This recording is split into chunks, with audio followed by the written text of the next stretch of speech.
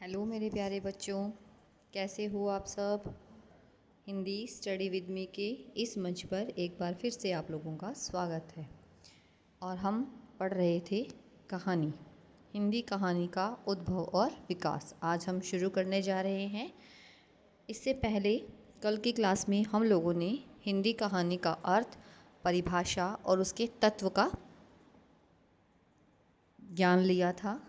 और अब हम उसके बाद का हमारा कहानी का उद्भव और विकास शुरू करने जा रहे हैं। कहानी का उद्भव और विकास। कहानी क्या थी? कहानी कोई भी एक बात, कोई भी एक कल्पना जो एक व्यक्ति के मन में चल रही है, एक व्यक्ति जिसे दर्शा रहा है, एक कहानीकार जिसे किसी दूसरे व्यक्ति के मनोभावों को बदलने के लिए, उसके चरित्र में अगर कहानीकार को कोई कमी दिखाई दे रही है तो उसे बदलने के लिए लिख रहा है, तो वह क्या थी? कहानी थी। हम चलते हैं अपने अगले पड़ाव की ओर, जो है कहानी का उद्भव और विकास। कहानी का उद्भव और विकास शुरू करने से पहले आप लोगों के मन में यह ख्याल आ रहा होगा कि मैडम, हिंदी की प्रथम कहानी कौन सी थी? तो देखिए बच्चों, हमारे हिंदी साहित्य में हिंदी की प्रथम कहानी को लेकर काफ़ी विद्वानों में मतभेद है। और मतभेद के बाद में एक निष्कर्ष निकाला गया कि प्रथम कहानी कौन सी है।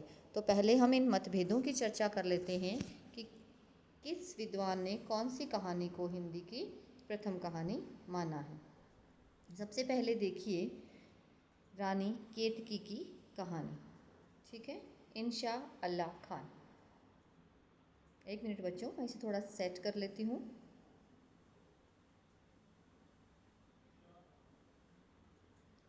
रानी केतकी की कहानी जो 1803 में रचित है और इंशा अल्लाह खान के द्वारा रची गई है, इसे कुछ विद्वानों ने प्रथम कहानी के रूप में माना है। दूसरी है एक जमींदार का दृष्टांत, 1871 ईस्वी में लिखी गई और इसके रचयिता हैं रेवरेंड जे न्यूटन। उसके बाद राजा भोज का सपना, यह कहानी है राजा शिव प्रसाद सितारे हिंद की। उसके बाद एक अद्भुत अपूर्व स्वप्न, भारतेंदु हरिश्चंद्र द्वारा रचित है। और फिर आती है इंदुमती, जिसकी रचना 1900 ईस्वी में किशोरीलाल गोस्वामी के द्वारा रचित है। अधिकांश विद्वान इसे ही प्रथम कहानी मानते हैं। एक टोकरी भर मिट्टी 1901 में लिखी गई, जो माधव राव स्प्रे के द्वारा लिखी गई है। आधुनिक शोध के अनुसार इसे हिंदी की प्रथम मौलिक कहानी माना जाता है। और फिर है आचार्य रामचंद्र शुक्ल की 11 वर्ष का समय, जो 1903 में लिखी गई। कुछ विद्वानों ने इसे भी हिंदी की प्रथम कहानी माना है। कौन कौन से नाम हैं जो आप लोगों के सामने आए हैं प्रथम कहानी के रूप में? तो सबसे पहले हमने जो नाम देखा था वह था रानी केतकी की कहानी। और किसके द्वारा रचित है यह? इंशा अल्लाह खान के द्वारा। कौन सी है बच्चों? रानी केतकी की कहानी। और रचनाकार कौन से हैं इसके? बताइए जल्दी से। हाँ, इंशा अल्लाह खान। रानी केतकी की कहानी इंशा अल्लाह खान के द्वारा लिखी गई है। एक जमींदार का दृष्टांत रेवरेंड जे न्यूटन के द्वारा लिखी गई है। उसके बाद में है राजा भोज का सपना, राजा शिव प्रसाद सितारे हिंद के द्वारा। एक अद्भुत अपूर्व स्वप्न, भारतेंदु हरिश्चंद्र के द्वारा। और फिर है इंदुमती, जो किशोरीलाल गोस्वामी के द्वारा रचित है। और बच्चों, इसे हमारे हिंदी साहित्य के विद्वान रामचंद्र शुक्ल ने भी हिंदी की प्रथम कहानी माना है। अगर प्रश्न आपसे यह पूछा जाए कि शुक्ल के अनुसार हिंदी की प्रथम कहानी कौन सी है, तो वह होगी इंदुमती, जो किसके द्वारा रचित है? किशोरीलाल गोस्वामी के द्वारा। और यह कब रची गई? 1900 में। और बच्चों ध्यान में रखना, इसका प्रकाशन जो है ना, वो सरस्वती पत्रिका में हुआ था और इसे ही हिंदी की पहली आधुनिक कहानी माना जाता है। उसके बाद में एक टोकरी भर मिट्टी, और यह किसकी है? माधव राव स्प्रे की। छत्तीसगढ़ एक पत्रिका में यह प्रकाशित हुआ था। 1901 में इसकी रचना हुई थी। तो ये थी कहानियाँ। और एक और रह गई 11 वर्ष का समय किसके द्वारा रचित है? आचार्य शुक्ल के द्वारा 1903 में, और ये भी सरस्वती पत्रिका में लिखी गई है बच्चों। और ये भी ध्यान में रखना कि यह आत्मकथात्मक शैली के अंदर रचित है। ठीक है, तो अब चलते हैं हम अपने आगे की स्लाइड की ओर। उसमें है हिंदी कहानी की विकास यात्रा। हम लोगों ने उपन्यास में भी पढ़ा था विकास यात्रा को, और हिंदी कहानी की विकास यात्रा को भी अब हम लोग पढ़ेंगे। हिंदी कहानी की विकास यात्रा। हिंदी कहानी के विकास को मुख्य रूप से इन 4 चरणों में समझा जा सकता है। पहला है प्रेमचंद पूर्व युग, दूसरा प्रेमचंद युग, तीसरा प्रेमचंदोत्तर युग, और चौथा है स्वातंत्र्योत्तर युग। देखिए, उपन्यास और कहानी ऐसे बिंदु हैं जिनकी विकास यात्रा को हम लोग प्रेमचंद जी को ध्यान में रख करके पढ़ते हैं, है ना। प्रेमचंद जी को ध्यान में रखेंगे तो प्रेमचंद जी से पहले का युग, प्रेमचंद जी का युग, और प्रेमचंद जी के बाद का युग, और एक युग और है जो स्वतंत्रता के बाद का युग है। तो 4 चरणों में हम लोग इसे समझेंगे। तो देखिए, सबसे पहले हम लोग पढ़ते हैं प्रेमचंद पूर्व युग को। प्रेमचंद पूर्व युग, नाम से स्पष्ट हो रहा है ना कि प्रेमचंद जी के जन्म से पहले का जो युग है वो क्या कहलाएगा? प्रेमचंद पूर्व युग। हिंदी कहानी की विकास यात्रा सरस्वती तथा इंदु पत्रिकाओं के प्रकाशन से प्रारंभ हुई। इस दौर की महत्वपूर्ण कहानियाँ और लेखक निम्नलिखित हैं। आपको सबसे पहले ये ध्यान में रखना है कि कहानी की विकास यात्रा कौन सी पत्रिकाओं से प्रकाशन से प्रारंभ हुई है? तो सरस्वती और इंदु। कौन कौन से लेखक, कौन कौन सी कहानियाँ प्रेमचंद पूर्व युग की हैं? तो देखते हैं। सबसे पहले है दुलाई वाला।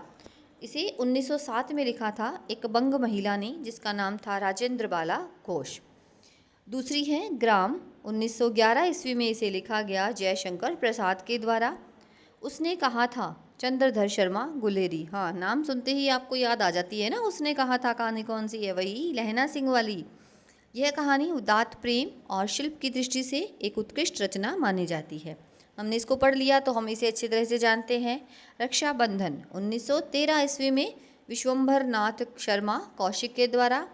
पंच परमेश्वर स्वयं मुंशी प्रेमचंद जी के द्वारा, जिसे प्रेमचंद पूर्व युग में सम्मिलित किया गया है।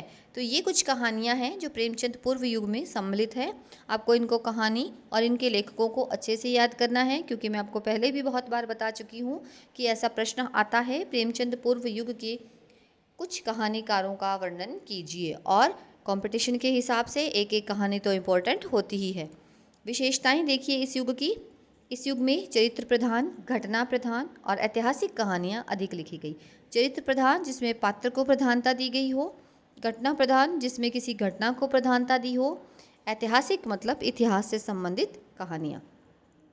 अन्य प्रमुख कहानीकारों में नाम देखिए कुछ और कहानीकारों के जो प्रेमचंद पूर्व युग के हैं। एक मिनट बच्चों।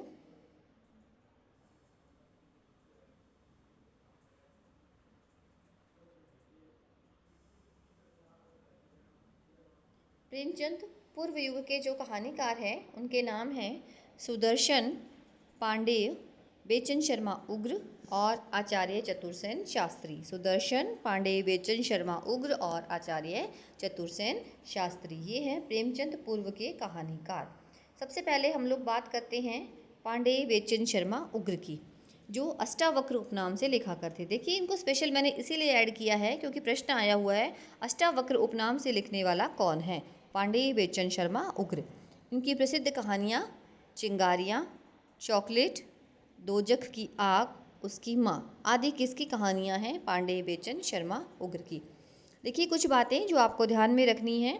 सबसे पहले ये कि हमने जिस ऊपर सरस्वती पत्रिका की बात की थी, उस सरस्वती पत्रिका का आरंभ सन 1900 में इंडियन प्रेस के मालिक चिंतामणि घोष इलाहाबाद से करते हैं। सरस्वती के संपादन का दायित्व नागरी प्रचारणी सभा पर रहता है। सरस्वती के संपादन का दायित्व किस पर रहता है? नागरी प्रचारिणी सभा पर रहता है। और सरस्वती पत्रिका के प्रथम संपादक श्याम सुंदर दास थे। तो ये कुछ महत्वपूर्ण बातें हैं जो आप लोगों को ध्यान में रखनी है। अब चलते हैं हम प्रेमचंद युग की ओर।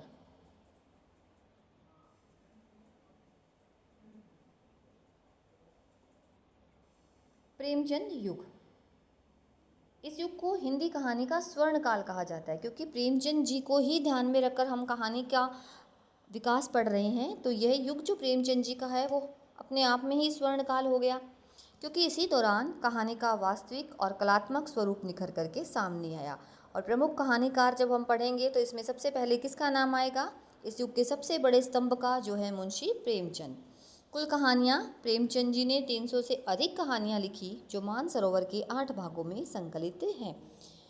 इनकी प्रमुख रचनाएं बड़े घर की बेटी, पूस की रात, पंच परमेश्वर, ठाकुर का कुआं, शतरंज के खिलाड़ी, नमक का दरोगा और कफन। कुछ एक कहानियों से तो आप लोग परिचित है ना, जैसे पूस की रात, याद है वो झबरू कुत्ता और उसका मालिक, जो पूस के उस महीने में है ना, पौष का जो महीना होता है, ठंड की जो रातें थी, उस रात में सिर्फ एक कंबल के सहारे कैसे वो सारी रात गुजार देता है ना। और सारी सोने के बाद में क्या होता है, सारी फसल जो है वो खराब कर दी जाती है। उसके बाद ठाकुर का कुआं, ये भी आपने पढ़ा होगा, पानी नहीं पीने देते हैं वहाँ पर, अछूत जिसे कहा जाता है उन लोगों को। एक नमक का दरोगा, आपके सिलेबस में पहले थी नमक का दरोगा। और फिर कफन, कफन कहानी, जिसमें 2 बाप बेटे होते हैं और एक उनकी पत्नी, और उसकी पत्नी जब मर जाती है बेटे की, तो उसके लिए कफन का इंतजाम करते हैं ना वो लोग, वही कहानी कफन। तो आगे चलिए, ये प्रेमचंद जी की प्रमुख कहानियाँ हैं और प्रेमचंद जी को आपको खास करके याद करना है। उसके अलावा विश्वंभर नाथ कौशिक, ये प्रेमचंद जी के युग के समय ही विश्वंभर नाथ कौशिक हुए। उनकी कहानियाँ रक्षाबंधन, ताई, पगली, कल्लोल और मणिमाला। मणिमाला है ये, मणिमाला नहीं है। इस युग में कहानियाँ यथार्थवाद की ओर मुड़ी। देखिए, मैंने आपको पहले भी बताया था कि आदर्शवाद की ओर प्रेमचंद जी पहले थे, आदर्श को मानते थे, लेकिन बाद में वो आदर्शवाद से किस ओर मुड़ गए? यथार्थवाद की ओर मुड़ गए। तो ये कहानियाँ भी जो थी प्रेमचंद जी के साथ साथ यथार्थवाद की ओर मुड़ गई थी। भाषा संस्कृतनिष्ठ और परिष्कृत हुई तथा कहानियों में मानसिक द्वंद्व और भावनाओं का गहरा समावेश हुआ। जब यथार्थवाद आता है ना, तो मानसिक द्वंद्व और भावनाओं का होना वहाँ बहुत ज़रूरी हो जाता है। कथानक, संवाद और वातावरण के चित्रण में काफ़ी सुधार आया। प्रेमचंद जी के युग के कुछ और कहानीकार भी हैं जो आप लोगों को याद रखने हैं। मुंशी प्रेमचंद के अलावा इस युग में कई अन्य दिग्गज कहानीकारों ने हिंदी साहित्य को समृद्ध किया। सबसे पहले इन्होंने मुंशी प्रेमचंद जी को ही दोबारा देखिए। इन्होंने अपनी कहानी यात्रा आदर्शवाद से शुरू की और धीरे धीरे यथार्थवाद की ओर बढ़े। 2 शब्द है बच्चों, आदर्शवाद और यथार्थवाद। इसको एक बार फिर से समझ लीजिए। आदर्शवाद जब जब व्यक्ति बड़ी बड़ी बातें करता है, मतलब जो नैतिक बातें करता है, आदर्शों की स्थापना करना चाहता है, जो हमेशा सच्चाई की ओर चलता है और जो चीज़ सच है उसी को मानता है ना, नैतिक आदर्शों पर चलता है। यथार्थवाद का मतलब होता है वास्तविक जीवन में जो हो। तो पहले वो आदर्शवाद की ओर थे, बाद में वास्तविक जीवन की ओर। समाज की समस्याओं और बुराइयों का सजीव वर्णन करने के कारण इन्हें कहानी सम्राट कहा जाता है। फिर है जयशंकर प्रसाद। प्रेमचंद युग के दूसरे सबसे प्रमुख कहानीकार माने जाते हैं जयशंकर प्रसाद। इन्होंने मुख्य रूप से ऐतिहासिक कहानियाँ लिखी थी और इनकी प्रतिनिधि कहानियाँ हैं आकाशदीप, पुरस्कार, गुंडा। ठीक है, ये 3 कहानियाँ इनकी हैं, आपको याद रखनी है। जयशंकर प्रसाद की कहानियों के नाम हैं आकाशदीप, पुरस्कार और गुंडा। फिर है सुदर्शन। इनकी कहानियाँ आदर्शवादी दृष्टिकोण रखती हैं। इनकी प्रसिद्ध कहानी है हार की जीत। ये भी शायद आप लोगों ने पढ़ रखी होगी ना, सुदर्शन की कहानी हार की जीत। फिर है पांडे बेचन शर्मा उग्र। इनकी कहानियाँ कटु यथार्थवाद पर आधारित है, जिनमें समाज के विभत्स चित्रों को प्रस्तुत किया गया है। इनकी प्रसिद्ध कहानियाँ जो हैं वो है उसकी माँ और सन की अमीर। फिर है यशपाल ये मार्क्सवादी विचारधारा के साहित्यकार है। मार्क्सवाद क्या होता है?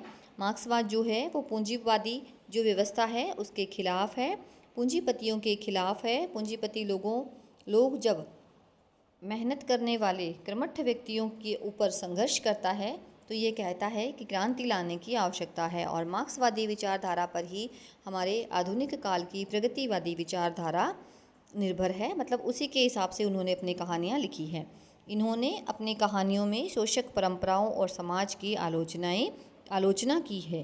प्रमुख संग्रह इनके कहानी के हैं वो है तर्क का तूफान, फूलों का कुर्ता और अभिशाप। ठीक है, तो ये है प्रेमचंद जी युग के कहानीकार, जिसमें हैं जयशंकर प्रसाद, सुदर्शन, पांडेय बेचन शर्मा उग्र और यशपाल। फिर आता है इसके बाद में आपका प्रेमचंदोत्तर युग। देखिए, इसको आप अगर टुकड़ों में बांट कर समझें, प्रेमचंद प्लस उत्तर, है ना, प्रेमचंद जी के बाद का जो युग है वो क्या कहलाया? प्रेमचंदोत्तर युग कहलाया। प्रेमचंद जी के बाद के युग में कहानी लेखन के क्षेत्र में क्रांतिकारी परिवर्तन आए। इस युग की दो मुख्य धाराएं रहीं। एक तो थी मनोवैज्ञानिक कहानियाँ और दूसरी सामाजिक कहानियाँ। मनोविज्ञान क्या होता है? जहाँ पर व्यक्ति के मन को दिखाया जाए, और सामाजिक कहानियाँ जो समाज को दिखाए। तो मनोवैज्ञानिक कहानियाँ जो व्यक्ति के मन के द्वंद्व पर आधारित थी, यह लिखी गई, और सामाजिक कहानियाँ जो समाज के बदलते स्वरूप और संघर्षों को दर्शाती थी। प्रमुख कहानीकार, प्रेमचंदोत्तर युग के प्रमुख कहानीकार कौन कौन से हैं? यशपाल, अमृत राय, जैनेन्द्र, इलाचंद्र जोशी आदि।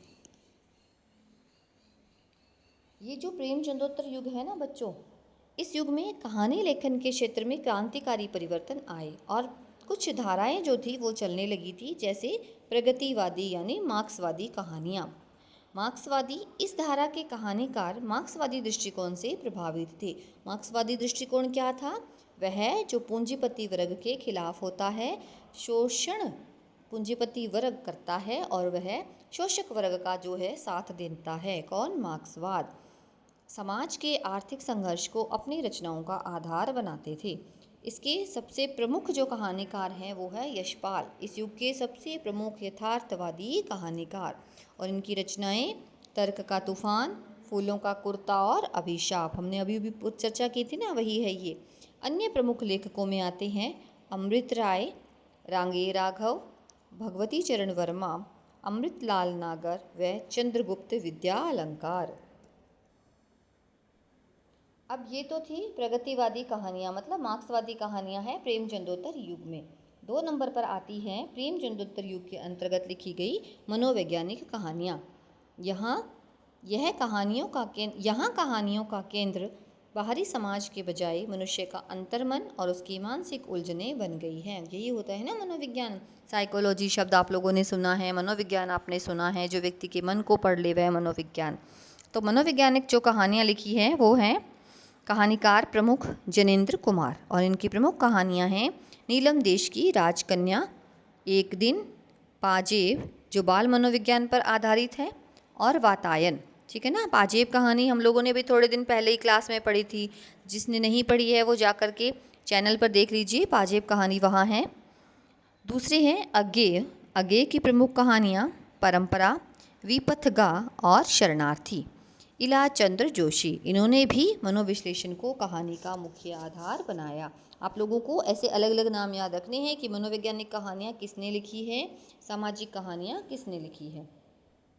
फिर आती है आंचलिक कहानियाँ, और आंचलिक का नाम आते ही फणीश्वरनाथ रेणु को आपको कभी नहीं भूलना।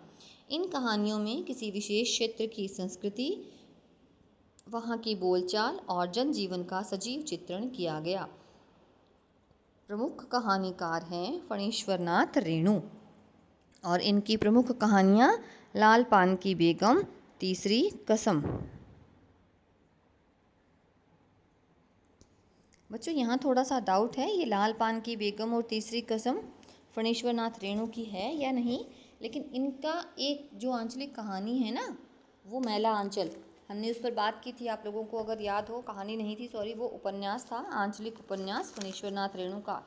कौन सा था वो? मैला आंचल उपन्यास। और ये जो फणीश्वरनाथ रेणु हैं, इनकी जो प्रमुख कहानियाँ हैं ना, वो कहानियाँ जब हम लोग पढ़ते हैं तो उन कहानियों को पढ़ने से हमें किसी अंचल विशेष के बारे में क्या मिलती है? जानकारी मिलती है। अंचल विशेष में जानकारी मिलने का मतलब है कि किसी भी प्रमुख क्षेत्र की प्रमुख विशेषता क्या है। ठीक है ना। और ये ये तीसरी कसम और लाल पान की बेगम इन्हीं की है। ये डाउट था जो मेरे को, वो थोड़ा क्लियर हो गया है। फणीश्वरनाथ रेणु की ही है ये लाल पान की बेगम और तीसरी कसम। इनके अलावा इनकी कहानियाँ ठुमरी, विघटन के क्षण, अग्निखोर, आदिम रात्रि की महक, ये सारी किसकी है ना? ये फणीश्वरनाथ रेणु की ही है, लाल पान की बेगम और तीसरी कसम। थोड़ा मेरे को डाउट था बच्चों, वो मैंने क्लियर कर लिया है। फिर है मार्कंडेय, इनकी प्रमुख कहानियाँ हैं हंसा जाई अकेला और गुलरा के बाबा। फिर स्वातंत्र्योत्तर युग, हमने 4 युगों की बात की थी ना, प्रेमचंद पूर्व युग, प्रेमचंद युग, प्रेमचंदोत्तर युग और स्वातंत्र्योत्तर युग। तो क्या है स्वातंत्र्योत्तर युग? स्वतंत्रता के पश्चात हिंदी कहानी में कथ्य यानी कि कथा वस्तु और शिल्प के स्तर पर अनेक नवीन प्रयोग हुए। नई कहानी, एक लंबी यात्रा के बाद स्वतंत्रता के बाद की हिंदी कहानी नई कहानी के नाम से प्रसिद्ध हुई। स्वातंत्र्योत्तर युग में क्या था बच्चों? अलग अलग, मतलब आप कह सकते हो कि स्वतंत्रता के बाद जो कहानियाँ थी ना वो अलग अलग शीर्षकों में बटी हुई थी। आप इसे आंदोलन का नाम भी दे सकते हैं। तो सबसे पहले हम अब पढ़ते हैं स्वातंत्र्य युग का विस्तृत विवरण कि स्वतंत्रता के बाद हिंदी कहानी केवल मनोरंजन का साधन न रहकर समाज के कड़वे सच और बदलती मानसिकताओं का दर्पण बन गई। इसे निम्नलिखित उप शीर्षकों में समझा जा सकता है। मतलब सिर्फ मनोरंजन नहीं रह गया, स्वतंत्रता के बाद सच्चाई उसमें सम्मिलित हो गई थी। तो पहला इसमें आता है शीर्षक नई कहानी। क्या है नई कहानी? चलिए पढ़ते हैं। भारत की स्वतंत्रता के बाद एक नई चेतना का विकास हुआ। आज़ादी के आंदोलन के दौरान आम आदमी ने जो सपने देखे थे वे अब टूटने लगे थे। भ्रष्टाचार और जातिवाद जैसी समस्याओं ने जन्म लिया, जिसके परिणाम स्वरूप नई कहानी का उदय हुआ। क्योंकि नई कहानी के कहानीकारों ने क्या किया, आम मनुष्य जो था उसकी जो समस्याएं थी ना, उन समस्याओं को अपनी कहानियों में दोहराया था। इनकी मुख्य विशेषताएं थी सामाजिक विसंगतियों, मोहभंग और यथार्थ का चित्रण करना। इन्होंने क्या किया, समाज में जो विसंगतियां व्याप्त हैं, जो मोहभंग है, उसका चित्रण किया और साथ ही यथार्थ का चित्रण भी किया। इस नई कहानी के प्रमुख कहानीकार हैं मोहन राकेश, कमलेश्वर, राजेंद्र यादव, अमरकांत, शेखर जोशी और भीष्म साहनी। नई कहानी के बाद में जो कहानी आंदोलन चला वो था सहज कहानी आंदोलन, और इसको प्रस्तुत करने वाले थे अमृत राय। सहज कहानी का विचार अमृत राय ने प्रस्तुत किया। उन्होंने कहानी में बनावट और दिखावे का विरोध किया। अमृत राय के अनुसार सहज वह है जिसमें आडंबर नहीं है, ओढ़ा हुआ मैनरिज्म या मुद्रा दोष नहीं है, मतलब बाहरी दिखावा बिल्कुल नहीं है। जो सहज है वो सहज कहानी है। मुख्य बिंदु इसके हैं कि यह सहज कथा रस से युक्त होनी चाहिए। मतलब जो कहानी हम लिखे ना वो, यह न तो कोई नारा है न ही कोई आंदोलन। स्वयं अमृत राय ऐसा कह रहे हैं। और अन्य कहानीकारों का अधिक समर्थन न मिलने के कारण यह केवल अकेले कंठ की पुकार बनकर रह गई। मतलब सिर्फ अमृत राय ही थे जो सहज कहानी को आगे लेकर के चले, उसके अलावा अन्य कोई नहीं था। फिर जो अगला आंदोलन है वो है सचेतन कहानी का, और सचेतन कहानी है महीप सिंह की। ऊपर वाली कहानी किसकी थी? ऊपर वाली सहज कहानी अमृत राय की, और उसके बाद में सचेतन कहानी महीप सिंह के द्वारा। यह व्यक्तिवाद का विरोध करती है, मनुष्य को उसके पूरे परिवेश के संदर्भ में देखती है ना। पूरे समाज के रूप में किसको देखा है? मनुष्य को। और किसने? सचेतन कहानी महीप सिंह ने। फिर है समानांतर कहानी, और इसकी अवधारणा दी है कमलेश्वर ने। इसका सूत्रपात अक्टूबर 1974 में सारिका पत्रिका के माध्यम से हुआ। इस लाइन को आपको बहुत ध्यान में रखना है। सारिका पत्रिका के माध्यम से जो कहानी आंदोलन सामने आया वो था समांतर कहानी आंदोलन। इसके समर्थक लेखक थे कमलेश्वर, कामतानाथ, जितेंद्र भाटिया, मिथिलेश्वर आदि। और कई पक्षधर इसे आंदोलन नहीं मानते थे। ये इस समांतर कहानी पर विवाद था। मिथिलेश्वर ने इसे आंदोलन मानने से इनकार किया था, हालांकि इसकी खूबियों की प्रशंसा की थी।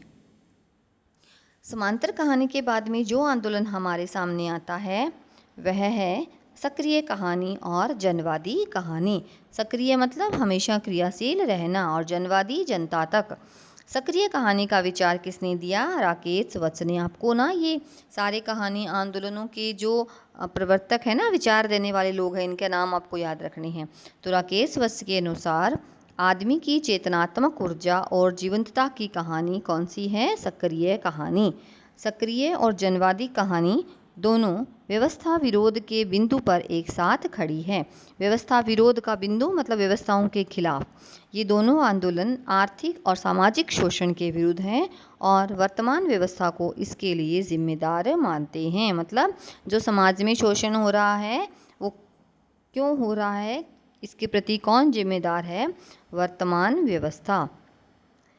ये हमने जो बात की है ऊपर वो तो था उसका विकास कैसे हुआ, लेकिन हिंदी कहानी वर्तमान स्वरूप में कैसी है, वर्तमान में वो क्या कार्य कर रही है, उसे हम अब पढ़ेंगे। कहानी की विकास यात्रा केवल आंदोलनों तक सीमित नहीं रही, बल्कि इसमें निरंतर नए आयाम जुड़ते गए।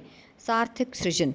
बहुत से कहानीकारों ने किसी विशेष आंदोलन से सीधे तौर पर न जुड़ते हुए भी अत्यंत महत्वपूर्ण और उच्च कोटि की कहानियाँ लिखी। देखिए, वर्तमान स्वरूप में बहुत सारे कहानीकार ऐसे हैं जो समाज को बदलने का प्रयास कर रहे हैं। समाज में जो भी दुश्चिंताएँ व्याप्त हैं, दुश्चिंताएँ कह लो या फिर ऐसे कह लो कि समाज में जो भी कुरीतियाँ व्याप्त हैं, जो भी उसे लग रहा है कि वह गलत है, उसके खिलाफ वह व्यक्ति अकेला ही लिख रहा है, उसने किसी भी आंदोलन को नहीं पकड़ा। निरंतर विकास। हिंदी कहानी आज भी अपने विकास के पथ पर अग्रसर है। भाषा, भाव और शिल्प की दृष्टि से इसमें आज भी नए नए प्रयोग किए जा रहे हैं, है ना। रोज़ नए प्रयोग भाषा के ऊपर हो रहे हैं। उसी प्रकार कहानी लेखन पर भी नए नए विचार हम लोगों के सामने आ रहे हैं। 21वीं सदी की कहानी। वर्तमान दौर में लिखी जा रही कहानियों को हम 21वीं सदी की कहानी के नाम से संबोधित कर सकते हैं। हालांकि इन्हें अभी कोई विशेष आंदोलन का नाम नहीं दिया गया है, लेकिन ये कहानियाँ समकालीन जीवन की जटिलताओं को पूरी गहराई से चित्रित कर रही है। वर्तमान में जो कहानियाँ चल रही है वो कौन सी कहानियाँ हैं? 21वीं सदी की कहानी। अब देखते हैं अंत में क्या निष्कर्ष है। हिंदी कहानी ने 19वीं सदी के अंत से लेकर आज तक एक लंबा सफ़र तय किया है। हमने पढ़ा है ना, 19वीं सदी से कहानियाँ शुरू हो गई थी। जहाँ शुरुआत में यह केवल मनोरंजन या उपदेश का साधन थी, वहीं आज यह मनुष्य के आंतरिक मन यानी मनोवैज्ञानिक हमने पढ़ा है, सामाजिक संघर्षों और वैश्विक विसंगतियों को अभिव्यक्त करने का सबसे सशक्त माध्यम बन चुकी है। ठीक है ना। वर्तमान स्वरूप में ये जो कहानी है ना, वो क्या कर रही है, जो इतनी भी विसंगतियाँ समाज में व्याप्त हैं, उन विसंगतियों को हमारे सामने लेकर के आ रही है। तो ये था आपका कहानी को लेकर के कहानी का वर्तमान स्वरूप। और कहानी के वर्तमान स्वरूप को पढ़ने के साथ ही आप लोगों का हिंदी कहानी का उद्भव और विकास और उसके जो प्रमुख कहानीकार थे वो यहाँ पूरे होते हैं। तो फिर मिलते हैं हम कल अपनी एक नई कहानी के साथ, है ना। हमने कहानियाँ भी तो शुरू कर रखी हैं कि बीच बीच में हम लोग कहानी पढ़ेंगे। जब तक आप लोग मेरा पूरा सहयोग नहीं देंगे बच्चों, तो मुझे पढ़ाने में मज़ा नहीं आएगा, है ना। मैंने आपको पहले ही कहा था कि अगर आप पढ़ने के लिए तैयार होंगे तभी मैं आप लोगों को आगे पढ़ा सकूँगी। और मुझे नहीं लग रहा है कि आप लोगों को ऐसे पढ़ने में कोई दिलचस्पी आ रही है। देखिए बच्चों, ऐसे तो कैसे चलेगा, है ना। तो आप लोग इसे पढ़िए आराम से, इसे याद कीजिए और बीच बीच में हमारी कहानियों की का लुत्फ़ भी उठाइए, क्योंकि जैसे जैसे हम मज़े के साथ पढ़ेंगे ना, तो वैसे वैसे हमें सारी कहानियाँ याद होती जाएंगी और हमें जो है वो प्रश्न करने में आसानी रहेगी। ठीक है, तो अब हम मिलते हैं कल अपनी एक नई कहानी के साथ। तब तक के लिए बाय। और हाँ, जाते जाते मैं आप लोगों को एक बात और बताना चाहती हूँ कि मैं अब से कुछ खंड काव्य आप लोगों के साथ पढ़ने जा रही हूँ, जो किसी न किसी सेमेस्टर में ज़रूर है, शायद 3rd सेमेस्टर में भी वो लग रहा है। और साथ ही साथ मनोरंजन के हिसाब से और साथ ही उस महान व्यक्ति जिसका वो खंड काव्य है ना, उसके चरित्र के बारे में आपको वहाँ से बहुत कुछ सीखने को मिलेगा। तो मेरे चैनल पर, सॉरी मेरा कह दिया, हमारे चैनल पर आप लोगों को अब से कुछ एक कविताएँ, कुछ एक खंड काव्य जो जो हम लोगों को पढ़ने में अच्छे लगते हैं और जिनसे हमें कुछ न कुछ सीखने को मिलेगा, तो मैं वो भी इसके साथ में लेकर आ रही हूँ। ठीक है, अब मिलते हैं कल। तब तक के लिए बाय।